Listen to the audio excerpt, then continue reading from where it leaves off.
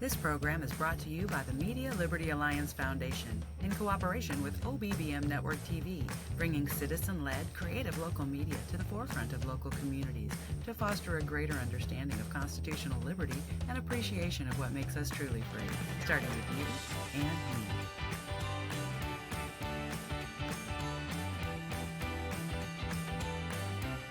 The Zach Rateliff Show is brought to you by Mortgage Financial in Texarkana, Exceed Health Clinic on Mullen Drive in Texarkana, Elmwood Custom Goods, and Church on the Rock, Texarkana. That's churchontherock.org. A school board in Houston got pushback for allegedly allowing books in libraries that are pornographic. At a board meeting, a woman read a library book called A Court of Silver Flames. It was so sexually graphic, she was warned that she was violating meeting decorum and was escorted out by police. How can a book that offends adult standards of decency be allowed in school libraries? I'm Pastor John Miller. Visit me at churchontherock.org.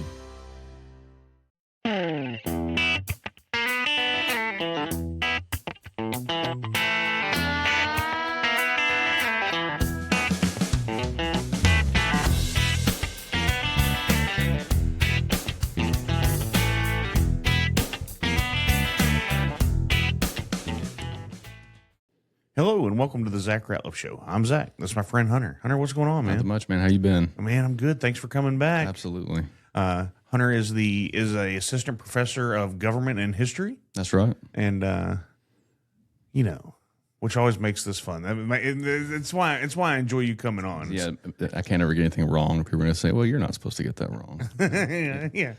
It's held against you if you don't know. yeah, that's the common thing in education when you teach anything. People think, well, you must know everything about everything. It's like, oh, you have no idea. I know a whole lot of nothing about anything. Right. But take you to trivia. Oh, I can do trivia. Trivia is your time to shine, baby. That's it. Yeah, full useless information that nobody needs to know. Right. Well, man, thanks for coming in. There's so much stuff that's happened, especially since the last time you were in here on the show. Let's start with today. It's runoff day in Texas for the primary election. Big day. Just give me your thoughts. Well, Paxton got the Trump bump. Yeah. 3 days ago? Yeah. Yeah. So he's riding, I think, 3 to 5 points up from last ones I saw, roughly. Cornyn put some money in it over the weekend, though. Yeah. Yeah. And what's interesting I've noticed about that race in particular is something you haven't seen too much until recent months has been the use of artificial intelligence in political ads. Yeah. Did you see the one where Paxton is riding in the convertible that John Cornyn they put out with all of his the quote unquote mistresses or whatever it was? Yeah, so that's been an interesting thing in this last election cycle that I think is really new to people, is using deep fakes. I'm enjoying it because I can still see it. I guess as I get older and it becomes where I think it's real, it might be a problem. I'm just not there yet. It's getting there. It's slowly but surely it's getting to where you can't tell what's real and what's not, which is pretty wild. Which, I mean, if you go on history, just in general, the things that they've told us is also in question if it was real or not. Yeah. So yeah. So predictions on the on how this goes today. It looks like for AG, I don't know. I know that Middleton has put out a lot more mailers than Chip Roy. Yeah. I know that's what I know because I can check my mailbox every other day and see his stuff in there. Chip Roy kind of made some bad statements a year or two ago, and I don't remember exactly what they were, but I remember thinking, I don't like that. But it is interesting to see both of them, and this is in every one of the runoff elections that I've seen on the Republican side, is who everyone claiming who Trump loves more. Yeah, who kisses the ring the best. That's right. And what's interesting about him is that his poll numbers aren't wonderful right now, and that's indicative of the economy probably, because every president has a hard time surviving those kind of things. But people kind of questioned for a while, like, does he still have control of the party? Like, does his endorsement mean anything? And then you had the slaughter in Louisiana last week. Yeah, Bill Cassidy. Right. And then you had, what was the other one? The one recently. The one before that one. There was another one where Massey. Yeah, Massey. Yeah, Massey. Which I've got mixed emotions on the Massey thing. I like Thomas Massey, actually. I like him, but I like him in the way I like Rand Paul, and I think he fits into that. It's like, He's an absolutist. Yeah. Yeah. And so I'm like, okay, I'm with you, but you got to be with us sometimes. Like, we got to have some wins. Well, his nickname's Mr. or Dr. No or Mr. Oh, No. is it? Yeah, because he votes no on almost every piece of legislation that ever comes across. There's a great documentary on HBO called The Swamp, and they kind of tag along with Matt Gaetz. This is a while back, obviously, when Matt Gaetz was still in politics heavy, you know, but they tag along with Thomas Massey too, and that's what he kind of and he has this inside of his office. He has a starfighter from Star Wars, and he says he keeps it in there because Congress is basically the Death Star. I mean, he's not wrong, right? Yeah. You know, but you got to have, and that's the problem. Where do you compromise? Where do you give? If you don't agree with any of it, then you don't. Well, then you get somebody that, like Trump's like, hey, you were against me on this. I'm about to burn you down. Yeah, and I think Trump's focus a lot of times is not necessarily are you against the party, it's are you against him. He's big on loyalty, you know. That's his number one thing. And usually the people that have failed politically, that have formerly been aligned with him, have usually been people that crossed him. And all it takes is one issue. And if he thinks it's important and you don't agree with him on it, he'll burn you to the ground. You know, I know a guy who, he might listen to this show sometime, so I won't use his name, who was up to be assistant attorney general or something in the first Trump administration. Okay. And so then, as you know, Jeff Sessions calls him like, hey, we're about to make this happen, you know, and as he goes, hey, I just got to let you know, I wrote an article in the Federalist and called him a clown. And he goes, y'all are going to discover it. Let's just go ahead and get it out there now. And so they called back and said, I talked to the boss, and we appreciate your honesty and just being upfront about it, but we're gonna move another direction. Yeah. And I think that's one thing JD Vance is learning now. And he's the ultimate bypasser of the wrath because of things he said in the past when it came to Trump, you know, especially in the 2016 election. But he became vice president despite it. But it doesn't look like to me that he's going to get an endorsement to run for president. I'm kind of thinking that too. I don't know that he's going to get that nod. I think Rubio gets the golden handshake. You think he does? I don't think it's Rubio either. Oh, you think it is? I don't know. I just don't feel like it's Rubio. I don't think it's JD. It's not Tulsi Gabbard either, apparently. No. Do you think she's forced out on that deal? I don't know. She was always, people love her. Yeah. They really do. You know, everybody on all political spectrums like her, you know, by and large. And I don't know about that one. What's weird to me is it wasn't very publicized. No, which leads me to believe that she wasn't pushed out. It really is a family deal. Because when she, you know, if you look at like liberal news outlets, especially whenever someone leaves the administration, it's headlines because, you know, I guess they might see it as bad PR. Political fodder. Yeah. Right, yeah. But she was buried down, you know, pretty far down. Your husband gets bone cancer. I mean, you shouldn't be making bones about it. Here's where I'm going to go on this. I think Paxton pulls this out today. Probably. I'm not saying by a lot. You know, it's the old Fast and Furious line. He'll win East Texas heavily. He'll win East Texas. Yeah. He'll lose. You know, South Texas won't vote for him. You know, depending on where you're at. South Texas is going to be interesting again in the main too. I don't know. Without Trump being on the ticket, it's going to be a. I don't know if they're going to show up that much, really. Right. You know, and but East Texas. He'll win East Texas. He'll win West Texas. Yeah. It's just going to be the triangle that he has to worry, which is what everybody has to worry about. What about AG? I think Mays Middleton is going to make a run at it. I don't know that he has it. I think either what's going to carry Chip Roy will be name recognition, incumbency. Yeah, and so that's what Middleton's fighting. You know what the likelihood that an incumbent wins an election in the United States of America? 80% or something? 90, 95. Yeah. I mean, it's wild. Yeah. I mean, and Chip Roy can get on any news show at any time and make sure his voice is heard, and he's blowing that trumpet, and and you know, I heard it and I'm like, well, I'm already here. So I just that like I said, that's a big deal for him. And what's interesting to me is seeing so many super conservative politicians claim each of them is not super conservative. It's like All of y'all believe the exact same thing. You're just really having to dig deep to find some random Right. Twitter post or something from 5 years ago where they said something critical about somebody. And in reality, in the Senate, I don't know, I'm not so sure, but in that AG election, I would be willing to bet that no matter who wins that election, the same policy is going to be enforced. In the Senate deal? The Senate, I don't know. Oh, yeah. You know, The John AG. Cornyn and Paxton are two very different human Very beings. different animals. Yeah. I met Mays when he was here for some event, and tried to make it work to get him on the show, but just couldn't. His people tried, I tried, just couldn't. It doesn't always work that way. Right. So as far as being, here's the deal. I've met a lot of these politicians now, and if you can't be kind to somebody, and they were kind, and that's not what I'm going. But I always feel like I don't need you to kiss my ring because I'm nobody, but you can at least be kind to someone that's going to vote for you. Oh, you're somebody. No, you're his boss. Right? Yeah. From that point, and so they treat him very well, very kind, very personable. But I always think that, and I'm like, well, that's what these guys are supposed to be. Like so that's always my other. I'm like, oh yeah, they were nice people. They're like, oh, that's who they want you to think they are. That's right. Give them 3 or 4 drinks into them and see how they act. That's how you really tell who they really are. Same. Yeah, but I think you're right about that, about the Senate one. I think that he probably pulls that out, and So then where's that put us on the I'm not trying to affiliate you one way or the other, but where's that put in the Tallarico election? I think Tallarico, well, I'll let you say yours. No. Doesn't have a clue. No, Doesn't have a chance. No, I don't think so. I don't think Texas is going to elect a Democrat senator. I don't think they're ready. I think it's easy to feel ready.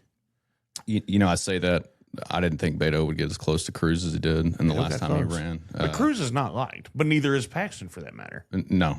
But Cruz is disliked nationally. And Paxton, if you don't live in Texas, you might have some idea of who he is, but you don't necessarily know everything about him, and whereas Cruz, I mean, he's been on the national stage, so he's filibustered in the Senate, and, all that kind of, people know who he is, and he was kind of a Dr. No there for a while, and he was. Well, and from everybody that I know that knows Cruz, like, he'll eat your lunch on policy and Constitution, like he knows his stuff. It's just, he just kind of comes off that way because he knows his stuff. But I think Tallarico gives it a run, though. He is more policy-wise. I don't know if he's more modern or not, but he is not policy-wise. Presenting himself, though, yeah, absolutely. He's pretty good at crafting an image of a blue dog. Yes, liberal Democrat. I went to seminary and right, yeah, and all the things. Even if, in my view, it makes him a heretic. Most people won't catch that, and he won't say those parts. Well, it's not a whole lot different than, say, kind of elitist trust fund Republicans that come to East Texas and say, well, my pappy was and it's like, they weren't. Like, you know what I mean? Like, I grew up fishing the Red River. No, you didn't. No, yeah. And so it is interesting to me whenever both sides pander like that, but socially, as far as his rhetoric, I think that gets him a lot more votes than, say, Jasmine Crockett would have gotten. For sure. Yeah, because she was kind of standoffish, and voters, they don't like to be told what to do usually, and I think that's one reason why. I know she has a whole list of reasons why she didn't win that race, but the Democrat Party screwed her out of it more than anything. Well, and one of the main reasons is she's just, people, they like calm sometimes. Yeah. And you had a person who's very firebrand, and then you had a person who's more just, Tallarico's, he's not a person he comes off as even kill for sure. Correct. And I think that's one reason why that she had trouble in that election in particular. Yeah, I think that's right. And then, of course, we know people from here that knew her when she worked here, and by all means, was a decent person, and I've only heard actually good things, positive things about her from people that knew her around here, but even from conservatives, 100%. And it, and of course, that's a generalization. There might be somebody out there who was like, man, I knew her, and she was right, but I hadn't met them. I haven't either, and but that does go to show you the how the politics nationally changes you, because we've nationalized all politics now. Everything's national. What was it, the 17th Amendment? Yeah, well, and in doing so, we've created a situation where you can't just be a likable person to the people that got you into your first office, you know, and you know, as soon as she became a firebrand nationally, it's like, well, you're in front of the cameras now. It's time to perform. It's time to be loud. It's time to be controversial. It's time to, you know, and I think that's where you get your Alexandria Ocasio-Cortez's, you know, and people like that. It's you know, it's almost like a Hollywood sketch. Oh, absolutely. Sometimes, Well, you know, it's just like you were saying. You didn't say this, but you talk about the press and earlier. You know, the old adage, "No press is bad press." But at some point, yeah, it comes back to get you when you're trying to get elected. Yeah, yeah. Trump found it out with Access Hollywood. Yeah, but in politics, I think bad press is bad press. You know, and unless you're so covered in mud that nobody can throw mud at you. Right. You know, for Trump, all press is good press because you know, people know what they're getting with him. You know what I mean? Yeah. There's no doubt. There's no secret. You know what I mean? You know, and on that aspect, that's why I like him. I like somebody to talk a little trash. I like somebody to just tell you, hey, it is what it is. You gonna go to the UFC fight on the White House lawn? I probably would. Would you? Yeah, I mean, I don't know. I've got an uncle that lives up there, but I mean, who's fighting the thing? I don't know. I didn't even pay attention to who it was. They were trying to make it a bigger deal than what I think it is. Once again, I like the spectacle. I like the political spectacle. I remember when a cycle ago when we're having the state house district race, and I was talking to one of the candidates that were from here that was running ads on the urban station around here and convincing them to not vote that demographic, to not vote Democratic, but to come vote in the Republican primary. And off air, I told him, I'm like, hey man, I appreciate this. Like, I like the political gamesmanship. I like the theatrics, right? I like to study that. I find it interesting, just the way that they play on people. So I think the UFC fight fits directly into that. You know, the first thing I thought of when they announced the UFC fight. What? You ever seen Idiocracy? Yeah. That's President Camacho. That's the very first thing I talk. You know, Trump comes out with electric guitar and fireworks behind him, and wearing an American flag vest with no shirt underneath it or something. You know. Do you know why they picked Crocs in that movie? Have you read that? I don't know. So they all wear Crocs. Yeah. Because this is my understanding from what I read, and I don't know if this was from this article may have been completely false, but from the article I read was they thought the shoes were so absurd and so stupid that no one would ever actually wear them, and they were easier to get for the production. And now, I got a pair of shoes I need to throw out whenever I leave here. But everything, even just like on that movie, from the time he gets out of jail, it's like, oh, I'm in the wrong line. I mean, I feel like we're there a lot of times now. Or like whenever he's taking the intelligence test and he's putting the round pegs in the round holes and he passes and they make him like Secretary of State or something like that. Yeah. But the theatrics is I don't have a problem with theatrics, but I do think that, and I guess this is an old school view of the presidency and custom and tradition. As long as respect is applied to the gravity of what our symbols mean. Oh, I'm good with that. It's a big deal to me, and I think that, I guess, it's like the presidency, right? Mm-hmm. If you talk to people now about, would you meet the president? I don't care what party they are. No. If it's the president, I'm going to have all the respect for the office that I can have. 100%. And that's kind of an old school view now. Oh, that's antiquated. Yeah, yeah. If you talk to people now, especially younger people under the age of 35 or under the age of 30, if you ask them, if you asked a liberal person, would you visit the White House today?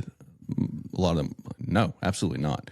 Or in the previous administration, if you asked a super conservative person, probably less likely, but you would still get several that would say, no, he's a crook. I didn't understand we'd moved to that. Well, it's pretty common, and I think that is probably, and this is a generalization, right? Everybody has their own belief, but I think that's kind of accompanied kind of this breakdown and this increase in polarization, right? Yeah. It's the us and them, which is it's common for two reasons. One, because there is a big space in the middle, right? There's not a whole lot of middle moderates anymore in America. Has there ever been?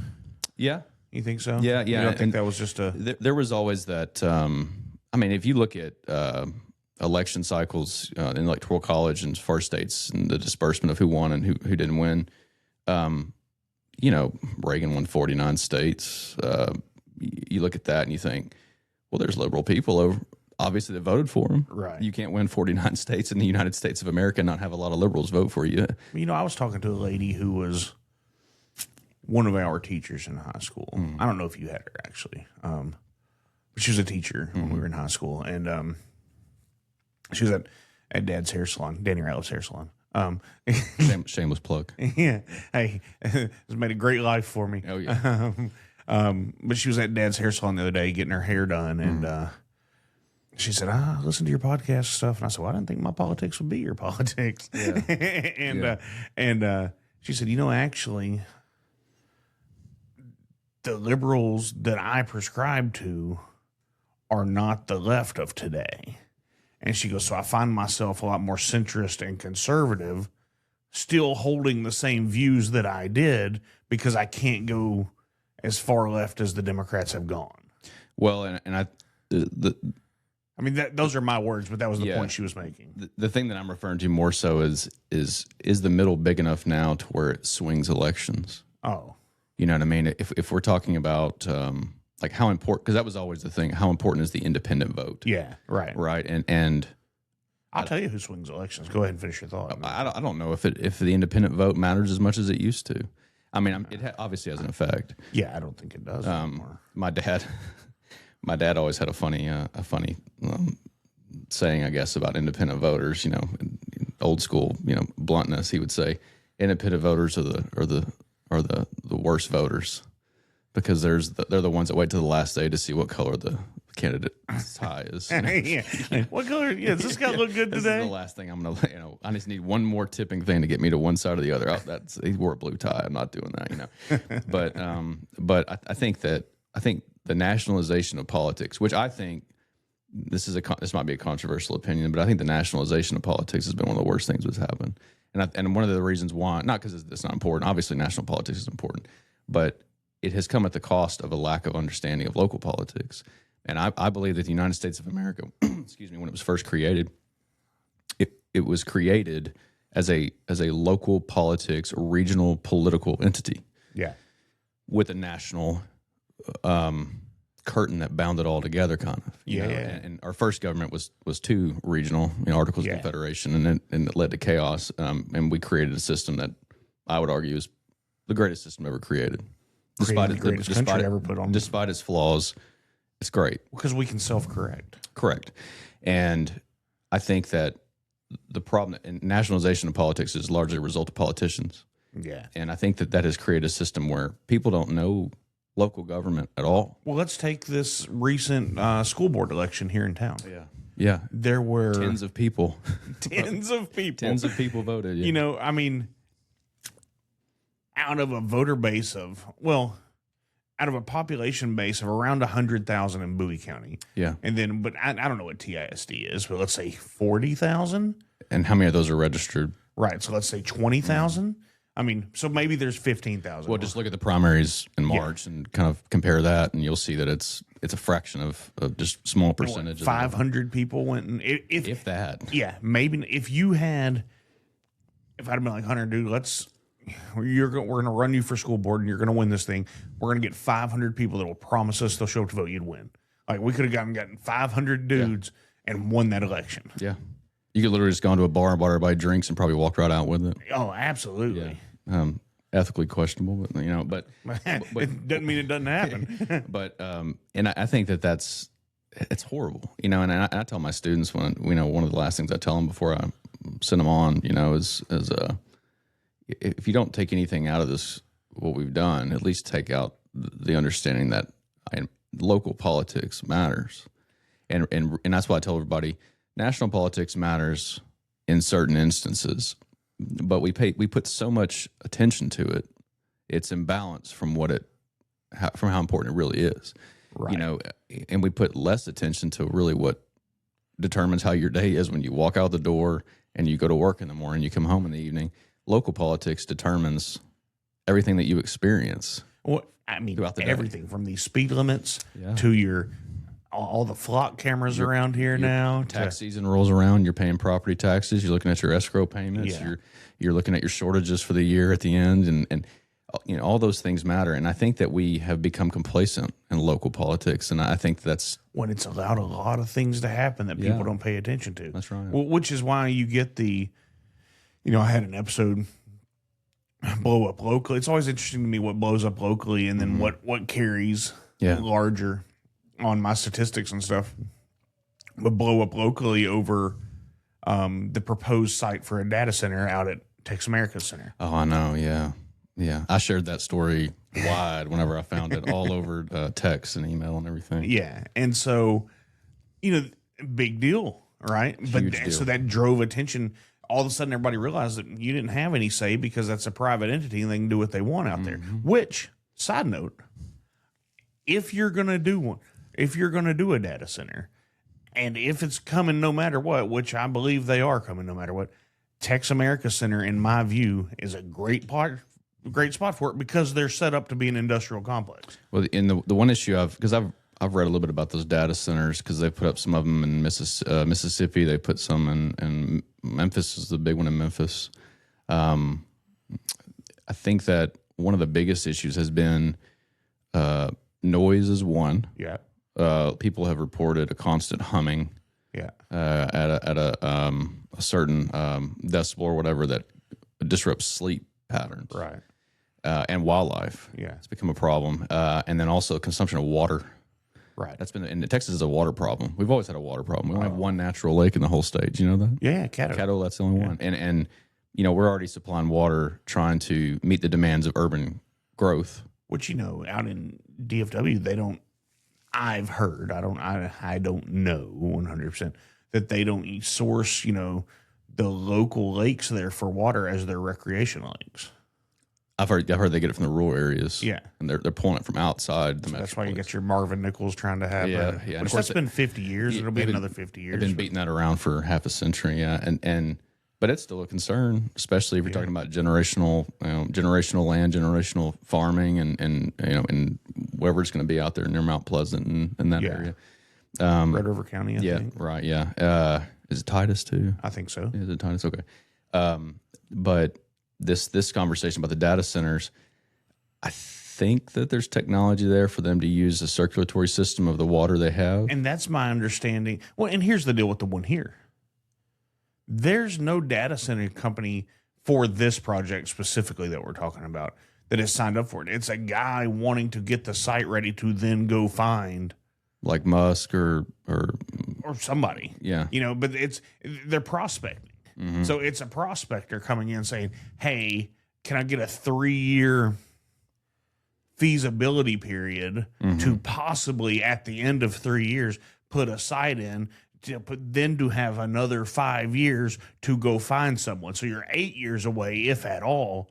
So if Snowball's chance is truly what that had to begin with. Yeah. Did you read? I assume you read some of the council meeting, some of the comments that people had made. Well, which is funny. Go ahead. Well, I think they're valid, and if I'm living in rural, there's a reason why people live in rural areas. Yeah. They live in rural areas because they either they ended up there for whatever reason, but by and large, one of the reasons why they live there is they want to be left alone. Yeah. And they want peace and they want quiet and they want calm, and that's why they live there, and that's why they don't live downtown. Right. And I think that the more we use rural areas as a means of keeping things out of the cities. The Zach Rateliff Show is brought to you by Mortgage Financial in Texarkana, Exceed Health Clinic on Mull Drive in Texarkana, Elmwood Custom Goods, and Church on the Rock, Texarkana. That's churchontherock.org. As a tornado swept through a Mississippi town, people at a church were singing Amazing Grace and praying. Fortunately, no one in the church was injured. But what would you do in a life-threatening situation you couldn't control? The Bible shows us how to find peace in danger and hope for eternal life when we face death. Don't wait till death may be imminent to get right with God. Do it now. I'm Pastor John Miller. Visit me at churchontherock.org.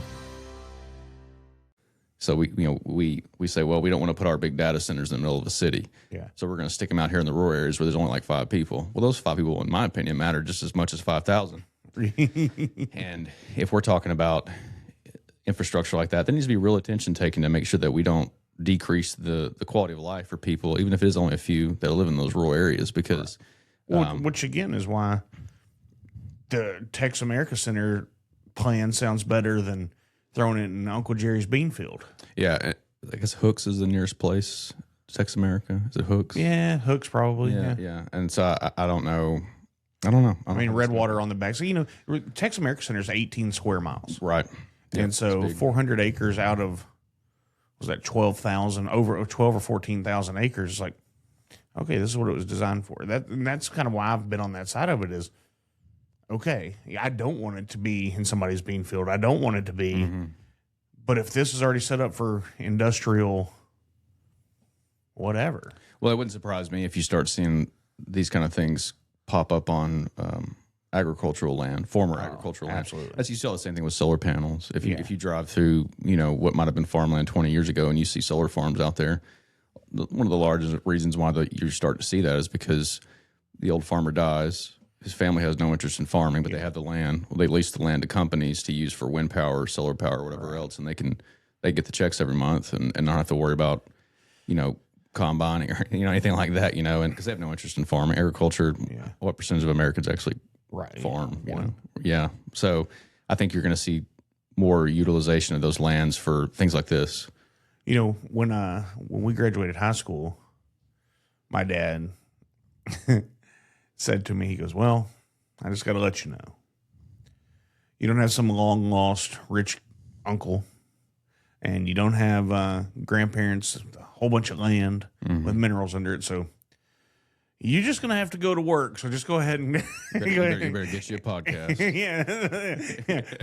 I don't think this is on the money making list. But, to the point of, I don't know, if somebody left me 1,000 acres, I might be like, hey, what are you going to pay me an acre to? Yeah, and if you're not farming, it's different. I see that as different. Like if you're living somewhere across this country or whatever else, and you have a relative that pops up and says, hey, I got a bunch of land, I got willed to, you're the next of kin, whatever, and you get that. That's a lot different than, say, growing up on a farm. Yeah. And having it bequeathed to you and then saying, well, I don't really want to do this for a living. But, at the same time, it's a tough thing to continue. Farming is hard. It's not hard. It's not an easy go. All right, let's jump into some local or some not local. Let's just jump into some articles and see where we can get to. This one's that's just about the Cornyn Paxton runoff. So I think we covered that. Okay, here's one that's wild that my thoughts have been all over the place on. This is from News Nation, but it says. Anyway, this is what it says. It's from Interstellar on X.com. So you know where we're going. The White House is briefing religious leaders for UFOs disclosures. Oh, yeah, buddy. And I'll give you my Rateliffology on it, and then you tell me where you are. I've got mine, don't worry. Okay. You know me. I'm a Christian. I believe in angels, demons, all the things. Ephesians 6 says, principalities not of this world. So I just think it's if aliens are real, I believe it's angels and or demons that you're seeing, and it's from another dimension. Okay. I'm a X-Files fan. I loved X-Files when I was younger, and I love UFO. What would you call it? Lore. Yeah, okay. I guess you could say, I'm on the end now. Do you know who Brian Cox is? He's a physicist. Okay, so he believes that they don't exist. Right. And he's one of the most brilliant minds in the world. He believes they don't exist. What do you think the likelihood is that we've got this whole thing? And you're talking about trillions of planets, more than the grains of sand on the Earth, billions and billions, and that we were the only experiment. We were it. I can't get back to faith on it. See, as a Catholic, we would call that a mystery. Right. Yeah. Yeah. I don't know. I don't have that answer. Yeah. Could God do it if he wanted to? Absolutely. Did he want to? I hadn't asked him and he hadn't told me. Have you watched, what is it called? Age of Disclosure. It's a documentary. It came out. Should I? Yeah. Okay. Rubio's in it. Okay. And Rubio talks about the UFO files and things that he knows. Oh, really? Limitedly what he can, but this is right before he became, before he went into the Trump administration. But he talks a little bit about some of that, and he's a big believer. Well, you know him. Remember when we did the election show? Mm-hmm. Dale. Oh yeah. He worked for NASA, mm-hmm. And I always ask. He comes on here pretty regularly, and although he hadn't been on a month or so, anyway. I always ask him because he was. Is he okay? Because those scientists go missing all the time. You better check. 100%. He did just kind of disappear for a while, but he's having to be down in Houston for some stuff. But that's a real thing happening right now too. What is it, 10 or 12 of them now? Yeah. But he was an engineer for the International Space Station. Yeah. And so the first time I met him, like it kind of hits me, and we're on radio. I go, yeah. What about UFOs? And he just kind of looked at me. Like, because it was, you've met me. My brain's going to go where it goes, and it had nothing to do with what we were talking about. Yeah. It was like at left field, and he goes, "Oh yeah, there's some weird stuff in space." And I go, "Yeah, what does that mean?" He goes, "All I'm saying is there's some weird." And so now I think he's just screwing with me, as we've become friends. But truly, his answer always is, "I'm like, what's out there?" He's like, "Oh, there's some weird stuff out there," and that's the answer. People can debate about whether or not they're real. I believe they are. Mm-hmm. But what they can't debate is that there are things that are in the sky that don't belong to us. Yeah. And we don't know what they are. And if you watch the videos, you ever watch the videos of some of the crap? Mm-hmm. They defy physics, which is pretty wild. As we understand it, at least. Correct. And if they are ours, I feel better. Yeah. If they're not ours, it's concerning. Well, when was the SR-71 Blackbird? Like 60, 70, 60? Right. Somebody's probably going to correct me on that. But when did we find out about it? Oh, I don't know. So part of me thinks... You ever seen one of those up close? No, is it awesome? Oh, it's awesome. Yeah. It's so awesome. I know. The coolest thing I've seen up close is when I lived in Bossier City, I was in the flight path for the B-52s as we were bombing Iraq, and my apartment would shutter at 3 a.m. when they were coming home. Love the B-52. And but I could go out on my porch, and you could see, I was close enough that you could see the landing gear on the wings. Yeah. And the whole complex would just shake, and there wasn't any sleeping through it. And every time I would think, those guys have to be terrified when one of those comes over the top of them. Yeah. It's the last sound you're going to hear. I guarantee you. That and the A-10. I love the A-10, the Warthog. Oh yeah. But back to the UFO thing. I don't think that they will ever tell the public everything that just they like know. The Kennedy stuff. Correct. And I think that we're at a place now where sometimes I wonder if the things they release are simply distractions from what's going on. Absolutely. It's like we have this big scandal going on or something going on and say, well, what about these aliens? Let's dribble little aliens on them right here. Hit the grays, But does the public, let me ask you this. This is kind of a moral question or ethical question. If they did know and they were real, should they tell us about it? Let me answer your question with yet another question. Does the public have the right to know everything the government knows in general? No. Yeah, that's where I'm at. I'm a believer of no, you don't. That's where I'm at on this too, right? Yeah. So if your answer was yes, then that answer is yes. But that's not my belief. I believe the government should hide stuff from us. We shouldn't know, I'm even that way with war. Yeah. I don't think we should allow media over there. I don't if we're gonna go win a war, go win that war. And we don't need to see it on TV. We don't need to, because it allows you to win. Well, I agree with that to a certain degree. Well, I'm not saying go over there and rape women and kids correct. And stuff. I agree that classified information and classified operations should be held to a standard which keeps people safe, operatives and things like that. But transparency on government policy and the decisions we make is a good thing. If we don't need to all own our own right. Minnesota Learning Center. Yeah. But with the UFOs, I think that one of the things that there's a certain in the United States, I believe that there's a social and cultural consistency that binds people together and belief systems, and we all have our own religious beliefs. For example, and the majority of the United States has some type of religious belief, whether or not they're practicing, whatever else. But you got people, you got Protestants, you got Catholics, you got Muslims, whatever else. And I think with the injection of that information, that heavily makes people question a whole lot.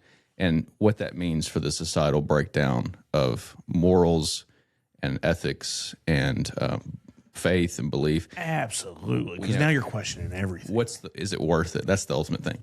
Is knowledge of these beings and who they are and where they come from worth the possible societal collapse of the knowledge of all that for humanity?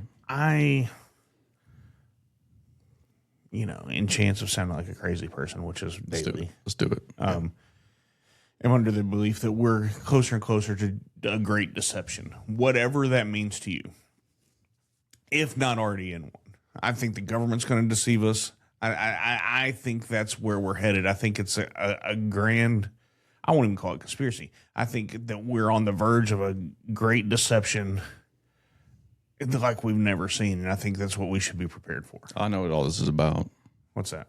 Steven Spielberg's got a new Alien film this summer. There you go. This is all about that. Yeah. Well, he's got more power than we do.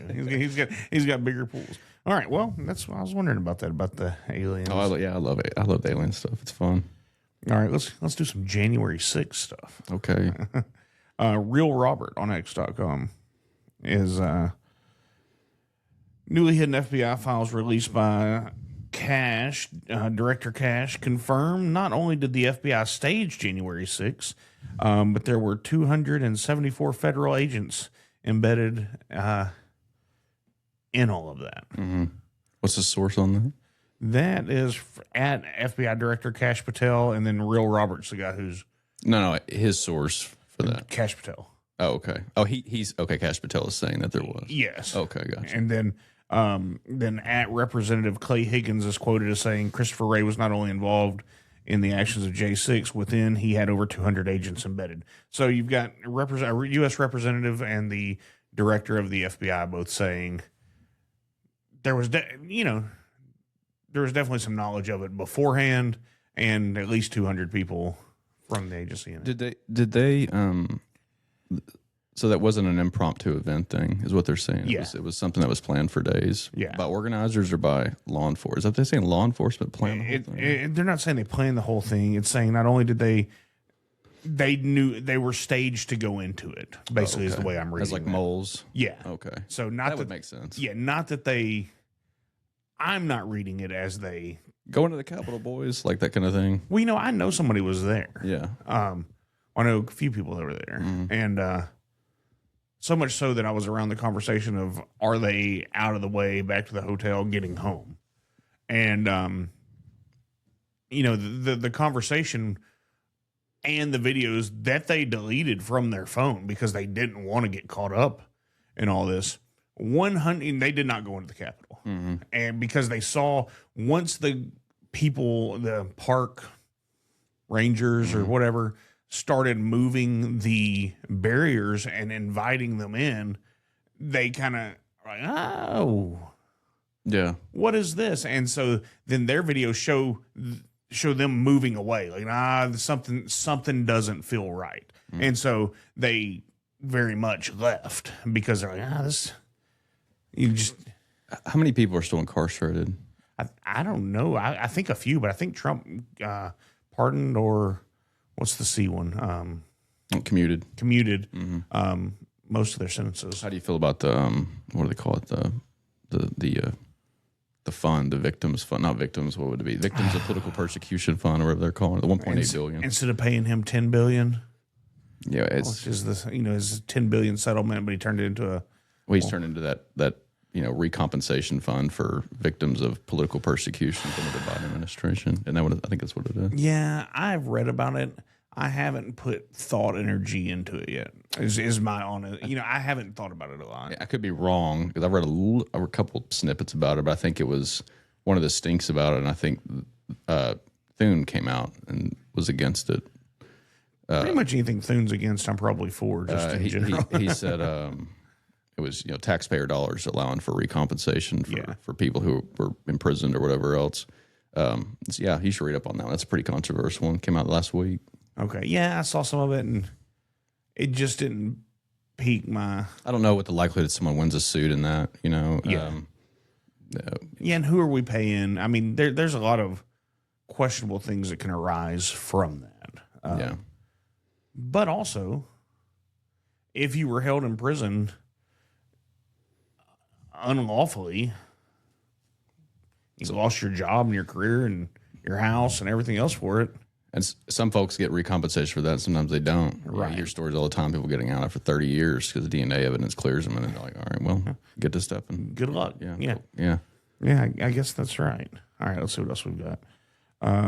This is about... It was about data centers, but we already covered that. Oh, yeah. Okay. Have you been paying attention to the Iran stuff? I'm sure you have. Mm-hmm. So here's my thoughts. Yesterday, I believe it was, Trump came out and said, all these countries, before we sign this, are going to also have to sign on to the Abraham Accords. Mm-hmm. Man, that's a big step. That's a big swing. And so that leads me to believe, like, there's either two things behind this. We want to show the whole Middle East is unwilling. and that's the poison pill, which I think is most likely. Keep in mind, though, as soon as all this started, they immediately started bombing their neighbors. Right. Yeah. So how much they care, I don't know. Yeah. Yeah. And us too, right? Well, we were bombing people yesterday. Yeah. That's right. Yeah. Or Trump really thinks he has them over a barrel, and this is actually going to work. So, but I know there are more. I know there are other options than that, but that's in my mind. Those are the two glaring options. Either that's a poison pill, or he really thinks this is about to happen. One of the things I think that I when I look at his behavior in regards to the effects of that war, I think that supporters of him should be somewhat concerned because I'm not sure how much attention he's giving to the gravity of the economic fallout of the prolonged carrying on of all that. Right.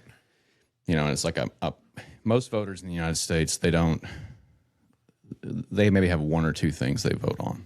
Right. Most voters don't walk in with a whole package of 100 different things they have deep knowledge on. Yeah, it's just, right. People have lives to live. They don't have time to sit there and research politics. We do it for hobbies or a job or whatever because we're nerds. Yeah, we're dorks. Yeah. So, but one thing people do understand always, and I fundamentally believe this, and regardless if you can attribute to a president or not, is gas price. Yeah. Gas Which price. It's the one thing. Took a tumble overnight. Yeah, but it doesn't matter how much it tumbles. In February, it was almost $1.99. Yeah. I mean, I was looking forward to it. Yeah. I thought, $1.50. We're right here, baby. Yeah, this is like high school over again. But I think that the closer you get to November, if gas is still near $4 a gallon or $4+, depending on how this situation plays out in the next week or two, he needs to pay attention to that. And suspending the national gas tax isn't going to do. 18 cents on the gallon. 18 cents. But then there's 40 here. What? In Texas. Oh yeah, but you're talking. That's not a long-term solution. No. But I'm just saying it's because the government hates it's kind of like releasing strategic reserves in the Biden administration. Absolutely. It's like he released enough oil to last the United States like 2.5 days or something. It's how much we use, right? So, I think most Americans, at least on the conservative side of the aisle, we're willing to support a lot of it. Mm-hmm. Some of his diehard supporters, though, you're not going to lose. Your isolationist Republicans, I guess, wouldn't, but that only lasts so long. And I'm not sure how willing the vast majority of the public is to replay Iraq or replay Afghanistan all over again. And I agree. I 100% agree with this. Now, to his credit, we hadn't put 300,000 people on the ground. No. So he can call that. That's a big deal. Yep. to me, more and more, it looks like this was a China play all along. First, he went for the Panama Canal, gained it back under our authority or our proxy's authority. Yeah. Then you go to Venezuela, cut that off. We currently have a blockade going around Cuba, choking them out. And then you hit Iran. Castro's indicted. Which means there will be a helicopter leaving Havana at some point with him in it. They better be careful. He'll blow away into dust if they handle him too rough. That man is 1,000,000 years old. yeah. But so that's I am expecting any day a helicopter to fly out of Havana and land in Florida with Castro. Did you see the betting fiasco with the operative that helped extract Maduro? I was good with it. Like, he knew that they were going to go get him. Places a bet. He should run for Congress, insider trading. Yeah. I mean, and, because the bookies are like, yeah, we'll take that bet. And next thing you know, he's the guy on the ground. Like, I got a source. I know a guy. Yeah, and it's him. But all this is China's economy is in free fall. Yeah. Their real estate is definitely in free fall. Now it's being speculated that not 1 billion people, not 1.5 billion people, maybe they have 500 million people. That their population numbers are just so overinflated. Do you think so? It's being speculated, but there's a lot of people there. That's a lot of people, I know. But they live on like 1% of the land too. Right. Yeah. And I had a flashback of the Mongolian episode with the Great Wall of South Park, and it just kind of made me giggle. Now they do have a birth rate problem. Yeah. As a result of their abortion policies. Yeah. In the last 30 years. So they do have a demographics problem, but we do too. Yeah. We're running into that too, But I don't know. But I do know from a domestic standpoint, I know that most Americans understand what little limited knowledge they have of economic policy. Yeah. Is 99% of it's domestic. Right. And the average American has little knowledge of foreign policy. Yeah, count me in that category. Yeah, and it's harder. It's harder to understand. Yeah, right. You can understand prices. You go, it's more expensive. You're angry. That's easy to understand. And the majority of Americans, of course, beyond that, majority of Americans vote on social policy anyway because social policy is a lot easier to understand. And it feels economics. Good. It feels good. That's right. Yeah. Well, and that's what I was going to say earlier. Actually, was talking about the elections and nationalization of elections. Yeah. The most dangerous voter in America, middle-aged, middle-class, upper-middle-class white woman. I think so. Absolutely. She's emotional. I have 2 daughters. Be careful. I have a daughter. I know. But, and look, when I talk about, you said something earlier about who watches, or about my demographic or whatever, 56% of my audience are women. That's cool. And, yeah. And the ones that I know generally agree with that statement. I mean, I try not to be hard on women because I'm a big fan of women. Side note, I always have been. But they're emotional. And that's just, I don't know. That's all I have to say about it. But I think that's the most. It's probably a good thing. I think that's I think you don't have your independent. You have your middle class, upper middle class, 35 to 60-year-old, maybe 55-year-old white woman, and that's your influential voting bloc. And I don't have going back to emotion, I don't see anything necessarily wrong with someone voting on emotion. What you don't want is emotion clouding reality, which is something that all voters are guilty of all demographics. But going back to what I was saying about domestic policy and the economy, I keep pointing over here because there's a gas station over here. Yeah, but and I keep looking. There's a guy out there. Yeah. No, I still think that it's a liability. It's a severe liability. I think there was an interview the other day, and someone said, "What about the American economic situation?" He said, "Well, I'm not really concerned about the American economic situation." Dangerous words. It's like, okay, that's fine. I get what what he means is I'm more concerned about the nuclear weapon. That's fine, but in reality, you had better show Americans something for the effort you're putting into this and the dollars. Because if you're kicking this down the road 6 to 8 months, people aren't going to be on If board it's with still that. around in November, it's a problem for him. If it's still around in October, it's a problem. Yeah. Because the election's over in October, That's right. pretty much. Whenever you know. early voting kicks Yeah, in. unless there's some crazy midnight scandal, it does happen.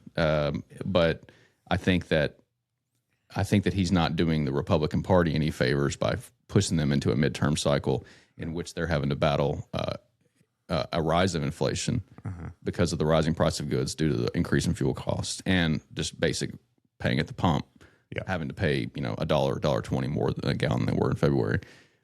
He needs to pay attention to that. And sometimes I think he gets caught up in the what is in his head and not what's in everybody else's head. I can agree with that. But it looks like there are a few people on the Republican side of the party. They're saying, wrap this up. Yeah, like, it's time to go home. yeah, that's right. Yeah, I agree. we'll see what he does though. All right, man. All right, let's get out of here. I appreciate you being here. What do you want to leave us with? Aliens are real, buddy. There it is. I like it. Hunter, thanks for being here, man. Yeah, I always brother. enjoy it. Thank you so much. All right, everybody. I hope God blesses each and every one of you today.